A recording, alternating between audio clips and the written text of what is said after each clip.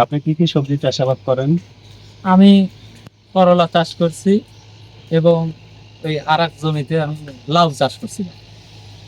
এছাড়া আর কি কি সবজি করেন? এছাড়া সিজনে তো এর আগে মিষ্টি লাউ ছিল এই জায়গায়, আচ্ছা। তারপরে ওই জায়গায় সিম করি, লাউ তোলার পর সিম সিম চাষ করি। তার কত সব মিলায় কত বিঘা জমিতে সবজি চাষ করেন? আমি সব মিলা 2.5 বিঘা জমিতে সবজি চাষ করি। তারপর পিঁপা চাষ করা আছে, আসসালামু আলাইকুম। আপনার চাল কুমড়া আপনার চাষ করা আছে আর এক জায়গায়।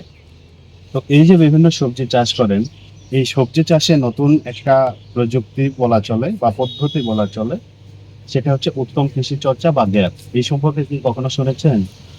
না, এই গ্যাপ এতটা শুনিনি। প্রিয় কৃষক ভাই, আমাদের যিনি সবজি চাষ করেন ইনি কিন্তু গ্যাপ বা উত্তম কৃষি চর্চা সম্পর্কে অতটা জানেন না বা নামটা শোনেই নাই।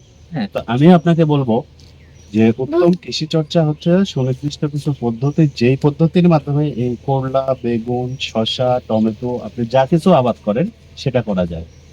এইটা করার যখন করবেন উত্তম কৃষি চর্চা, তখন উপজেলা কৃষি অফিসের তত্ত্বাবধানে আপনাকে এই যে ব্যবস্থাপনা, যেমন মালচিং পেপার, সার ব্যবস্থাপনা, পোকামাকড়, রোগবালাই দমন, এই বিষয়গুলো নিয়ে আপনি তাদের কাছ থেকে প্রশিক্ষণ নেবেন এবং আপনার মাঠে বাস্তবায়ন করবেন।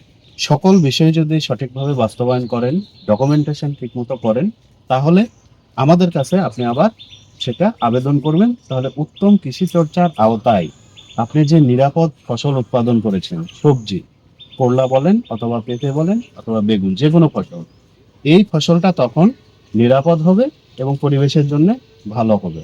পরবর্তীতে আপনি যখন এটা বাজারে বিক্রি করবেন, বাজারে বিক্রি করার সময় এই করলা যে দাম পাবেন তার চেয়ে প্রায় দ্বিগুণ দামে আপনি এটা বিক্রি করতে পারবেন।